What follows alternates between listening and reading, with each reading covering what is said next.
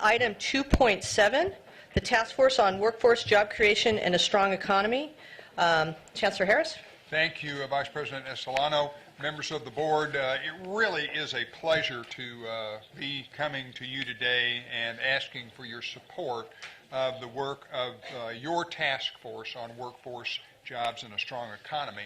And I won't take any more time. I'm going to pass this over to Vaughn, let her introduce her colleagues that chaired and led this work. Let them talk to you in more detail about the report and then seek your questions and ultimately concurrence with the recommendations. Vaughn? Thank you very much, Chancellor Harris and Vice President Estolano. Let me do a few opening comments, and then I will introduce the leadership of the Strong Workforce Taskforce, whom you met before.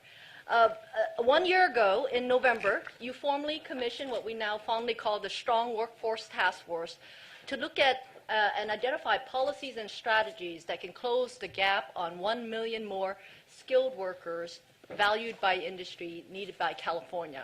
And this is in the area of middle skills, so credentials that are above the high school degree but less than a baccalaureate degree. We had embarked on a highly inclusive and comprehensive process with 20 events across the state involving over 1,200 internal and external stakeholders weighing in. The feedback from that process was deliberated by the 26 members of the task force, which included wonderful representation from the Student Senate. Rachel Mullen, as a matter of fact, her image and comments were actually broadcast across the California Economic Summit last Friday across 400 attendees in the audience. And so this task force came up with 25 recommendations, which you have in front of you. We had a 2.5-hour discussion at the September board retreat, and now we ask you to take action on these 25 recommendations so that we can move forward into the implementation process. With me is the leadership of the Strong Workforce Task Force, and they'd like to make some closing comments. We have President and Superintendent of the Maricopa Community College District, which is Sonny Cook. We have Lynn Shaw, who is Vice Chair of the Task Force and President of the Faculty Union of the Long Beach City College. And we have also Vice Chair of the Task Force, Tim Rainey, who is also, his day job is Executive Director of the California Workforce Investment Board. So it's all been said. I also want to thank Chancellor Harris and the board for your support. This has been an amazing process, a very aggressive process of stakeholder input across the state. It took a lot of patience for you guys to let us go through this and develop what's before you. Vaughn gave me a very simple task because she wanted to make sure she gave me something I wouldn't mess up. So I asked Molly Smith to help me. I'm going to read the top part of the proclamation that Molly is holding. This is a dramatic reading, so I'll do it dramatically. No interpretive dance, Molly. We didn't work that out. It is with great expectations that we, the members of the Task Force on Workforce Job Creation and a Strong Economy, present you with our recommendations for closing the gap on 1 million more industry-valued middle-skill credentials in California. We urge you to adopt these recommendations in whole. Thank you. Thank you to all of you. You know, we asked the other members of the task force to stand up, but we didn't give them an opportunity to tell us who they are. So would you all, starting with Bill, please stand up and give us your name and tell us the affiliation that you have so that the board can appreciate who all was on the task force. Bill? Bill Scroggins, representing CEOs of the community colleges of California. Representing faculty for the Academic Senate for California Community Colleges. Kathy Martin, representing California Hospital Association.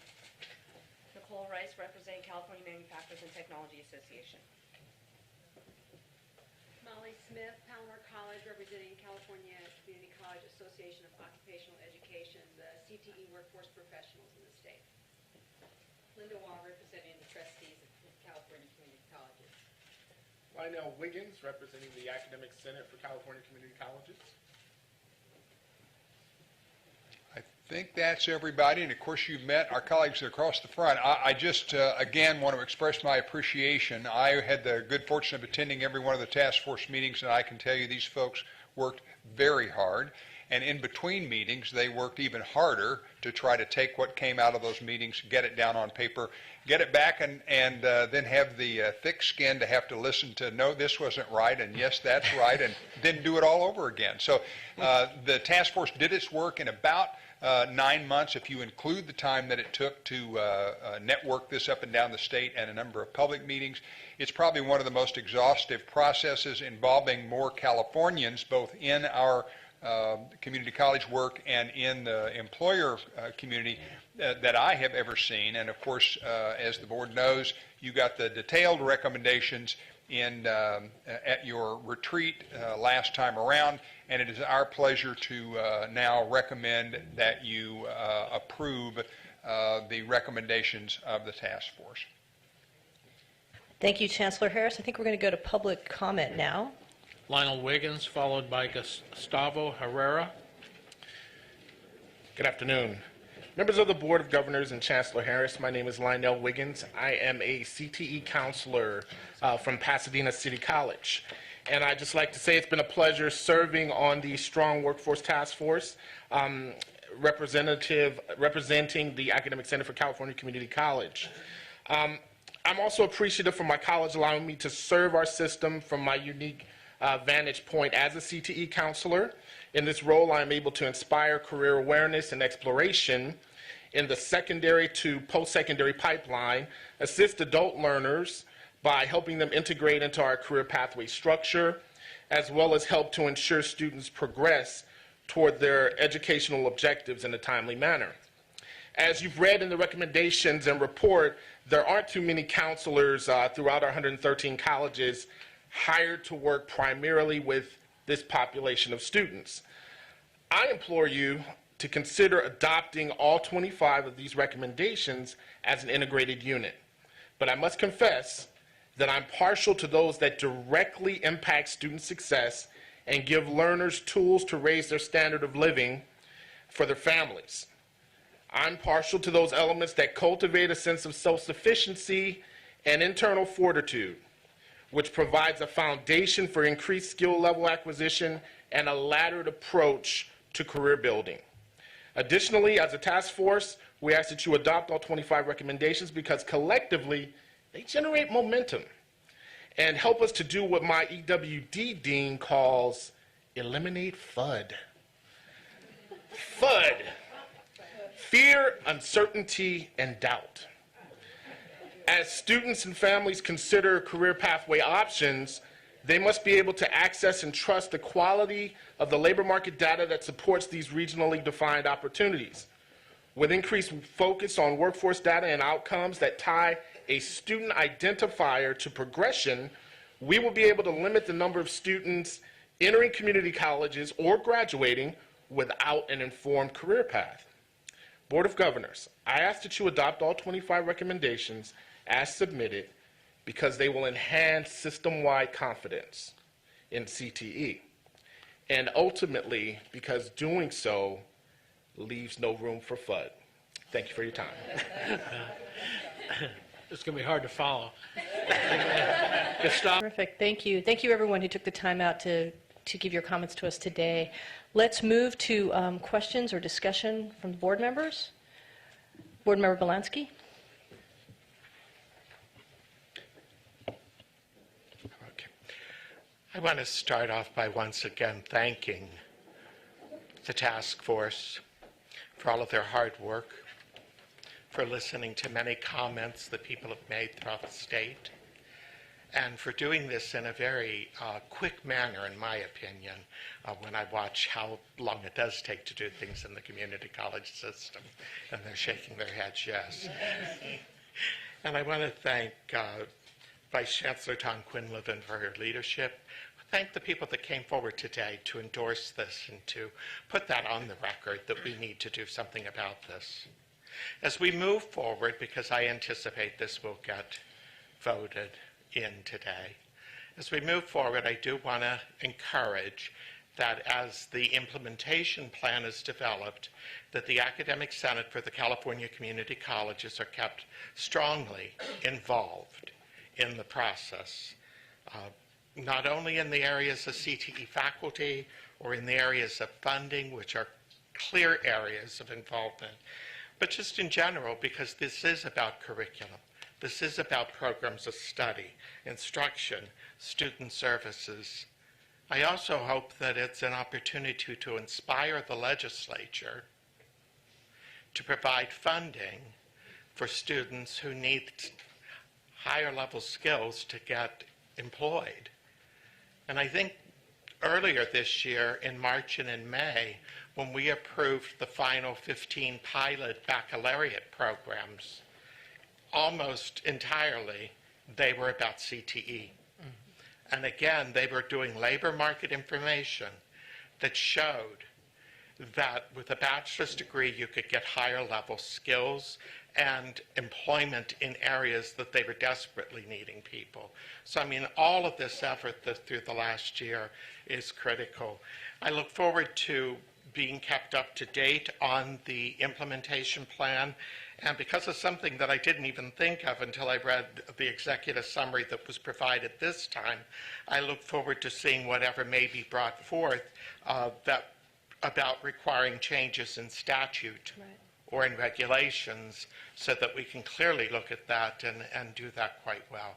So again, thank you. Board Member Hawkins? Thank you, Vice President Stolano. I too would like to echo my congratulations to the task force. Being a longtime member of our system, giving birth in 9 months is a huge effort.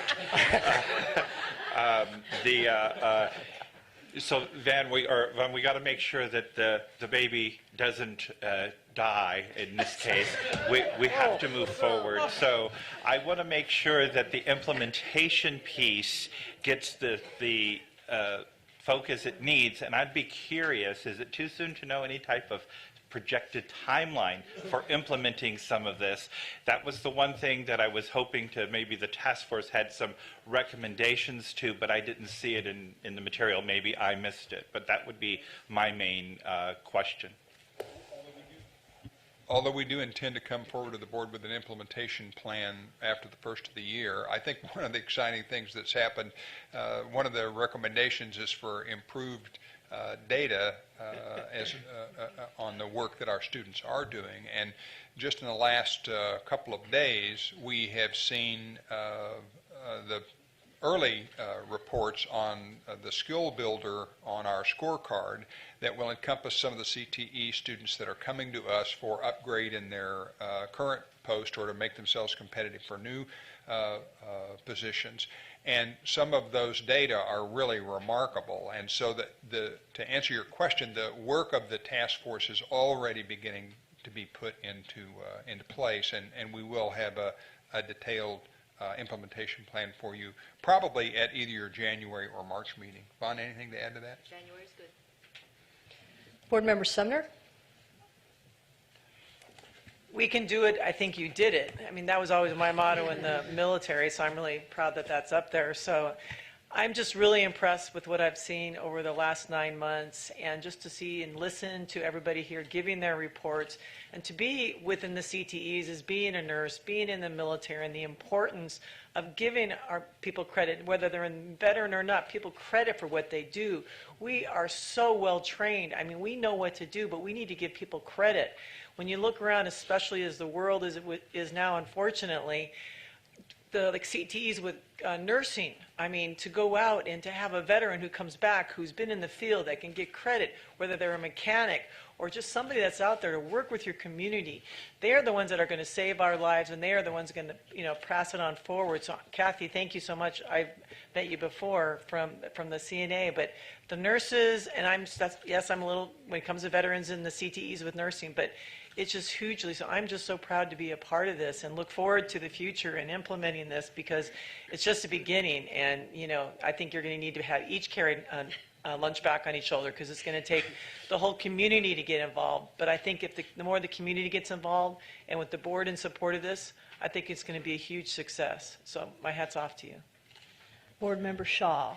I just want to add my voice to the celebration of your efforts.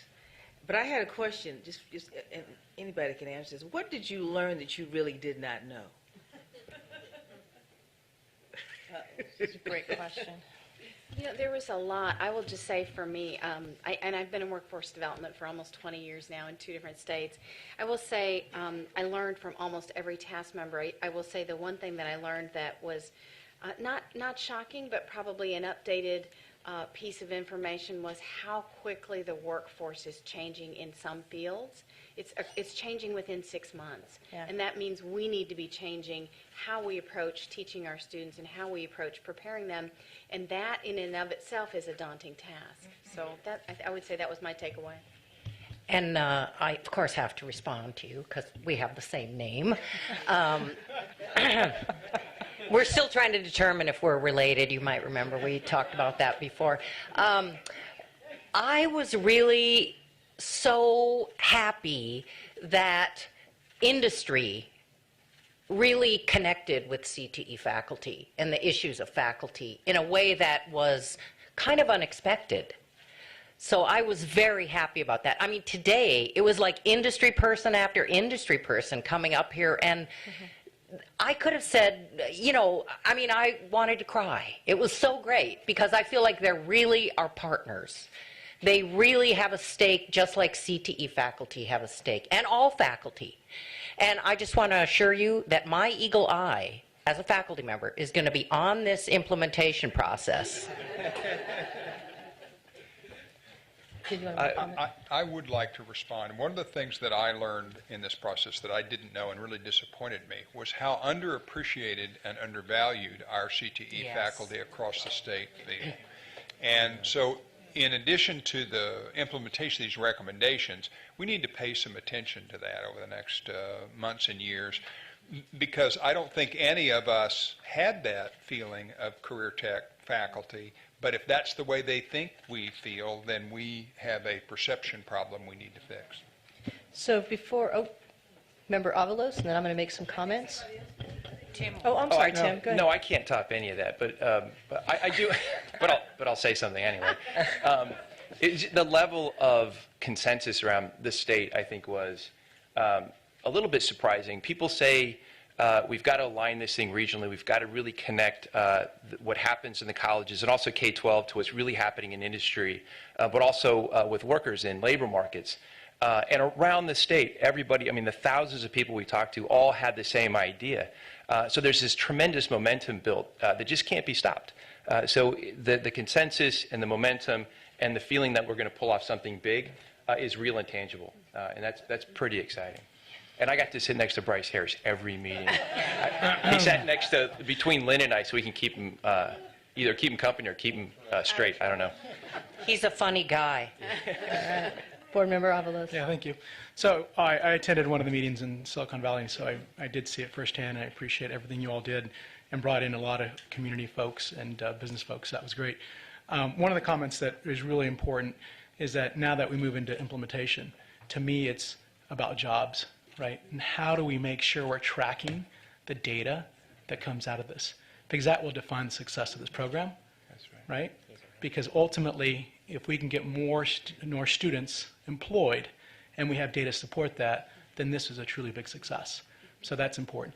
Secondly, I think what's also important is, and I talked about this in Silicon Valley, which is, you know, we need a job site, some sort of job site that really helps these million jobs that are out there for students who really don't have access to these jobs directly, so they can actually apply.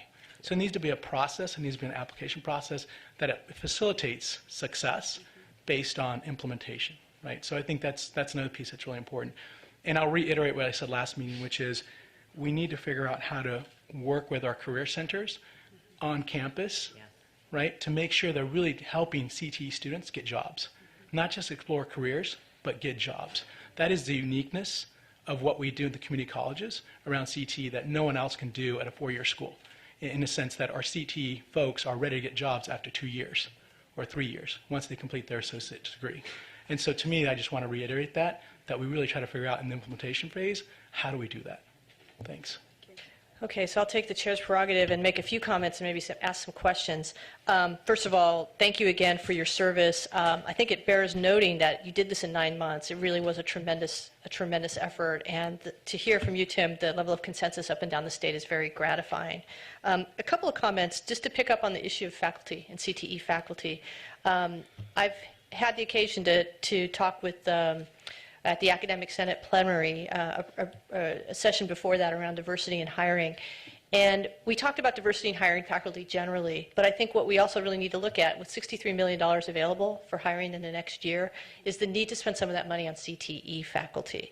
And that came across very clearly in your recommendations, and it's something that as we move into the implementation phase, I will certainly be stressing that it's important that we hire these positions, full-time faculty positions in CTE, which has often gotten short shrift when it comes to full-time faculty hiring.